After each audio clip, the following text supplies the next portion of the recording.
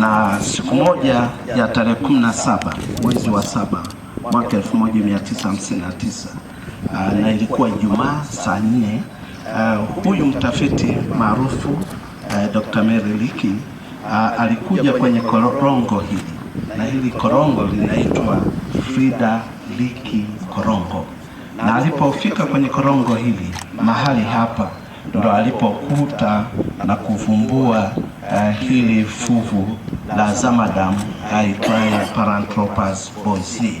Alilikuta kwenye udongo, aliona meno haya, na alipoyaona meno akadhani kwamba ni ya binadamu. Kwa hiyo akafukua na akapata vipande. Mheshimiwa Waziri Mkuu, hii ni nakala. Fuvu lenyewe halisi limefungiwa makumbusho ya taifa, liko strong room na liko chini ya ulinzi mkubwa. Kwa hiyo pia mwaka huo 1959 alianza kuona meno, ndio akagundua kwamba kuna kitu na akafanya uchimbuzi, na alipochimbua ndo akakuta vipande akavichukua, na hapo ndo akaja kutangaza kwamba amepatikana mwanadamu wa kale, na kwamba lina umri wa miaka 1,800,000. Wakati huo baada ya kuvumbuliwa hili, ikabadili kabisa historia ya chimbuko la binadamu. Awali wazungu walifikiri chimbuko la binadamu limetoka Ulaya au limetoka Asia, na mafuvu yalikuwa yamegunduliwa kule, pamoja na kwamba walikuwa hawajajua umri. Kwa hiyo lilipogunduliwa hili, focus kubwa ikawa sasa Afrika, na Afrika hasa Tanzania, na hii inatokana na prediction ya Charles Darwin. Huyu ni father wa evolution, na alianza kusema kuwa chimbuko la binadamu linaweza likawa Afrika. Kwa hiyo Afrika ikachukua center kubwa, na uvumbuzi huu ni uvumbuzi wa karne na wa muhimu mpaka sasa Afrika. Huyu Zinjanthropus boisei alishapata nishani ya dhahabu kule kwenye maonyesho ya Japani Expo 70. Lakini mwaka huo wa 1959 pia waligundua masalia ya zamadamu mwingine, meno na vipande vya kichwa, na huyu anaitwa Homo habilis. Homo habilis ni mkubwa, hata ubongo wake ni mkubwa. Sasa ile nilikuwa nasema wageni wakija hapa kama wakuti mtu watasoma. Hapana, lazima ahifadhiwe, alindwe, pawe na mtu maalum wa kusimulia tu. Sasa unao train tupate angalau 4 wanakuwa leo wanakuwa 2, mmoja saa 1 mpaka saa 6, saa 6 mpaka saa 12, na jioni pana lini wanabaki mtu. Kwa hiyo mamlaka Ngorongoro sio yenyewe na usika mtendaji mkuu, na bahati nzuri mwenyekiti wa bodi yupo hapa, mje mpashepu tena. Shepu yake sio kumchonge tena, ni kuweka uzio, hata anayekuja anaona kama hapa ni eneo maalum. Hapa kama tu sisi tumekuja tu, lakini waoneshe umaalum fulani. Weka nguzo na fence kule huko kingo, jenga kibanda kikubwa kama hii sasa, lakini mjenge hapa cha wageni wanaokuja wanapumzika, na kibanda cha mlinzi, na kibanda hicho kizungushwe huku juu na vioo, ili aweze kuona nje, asiathirike na upepo na baridi. Akiwa ndani ndio anakaa hapo, anapokea wageni, wana sign, anakuja, anaanza kueleza kutoka pale mpaka pale. Mifupa ile inatunzwa vizuri, ile eneo nalo likae vizuri, na wenzetu wamefanya hivyo. Na kama huku kuna teleza, tengenezeni daraja la kuja huku kwa miguu mpaka huku, hata kwa kuchonga mbao, na jenga daraja la mbao kutoka huko juu linakuja mpaka huku. Na wenzetu huko tukokwenda tumekuta wamefanya hivyo, waligundua kama pale panateleza, wameweka daraja la ubao, ile njia ile ya mita moja, wametengeneza ubao wametambaza mpaka huku. Kwa hiyo inavutia watu wengi.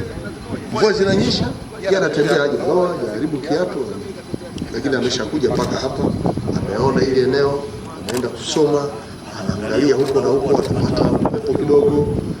Ile sura zile lazima zielezwe. kulikuwa na nini, ule udongo, hizo lea, kwa huyo mtaalamu lea hizi zinachongwa vizuri, zile zionekane vizuri. Unajua hili eneo hili ni muhimu kweli kwetu sisi kama ambavyo wenzetu wamefanya. Mimi Mheshimiwa Waziri, wawekee msisitizo mamlaka hii ije hapa ipatengeneze vizuri, protect ile udongo simomonyoke, kwa namna ambavyo mnajua wataalamu hapo wanajua kutengeneza. Lakini haya matabaka nayo yana maana sana kwa lugha niliyokusikia. Hapa kulikuwa na mkandamizo wa udongo na udongo ukapimwa, ndio sasa unamrejesha ambao loko na zile lea, hiyo lea, hii lea, au anaweza kusimulia hayo mpaka kule juu, kule udongo wa sasa kule juu. Ni jambo muhimu sana. Bahari, pwani, wanyama na ndege wa aina mbalimbali. Hali kadhalika, Tanzania inajulikana duniani kuwa ni nchi ya maajabu mengi kutokana na bayoanuai za aina nyingi, ikiwa ni pamoja na wanyama wahamao kwenye hifadhi ya taifa ya Serengeti, lakini pia kreta ya Ngorongoro ambayo ni kreta kubwa zaidi duniani, pia mlima Kilimanjaro ambao una barafu ya kudumu na ni mrefu zaidi kuliko milima yote barani Afrika. Lakini pia Tanzania inajulikana duniani kwa kuwa na fukwe maridhawa za bahari ya Hindi na maziwa kede kede yaliyotandaa katika kila kona ya nchi yetu. Mheshimiwa mgeni rasmi, Tanzania inajulikana duniani kuwa ni chimbuko la binadamu.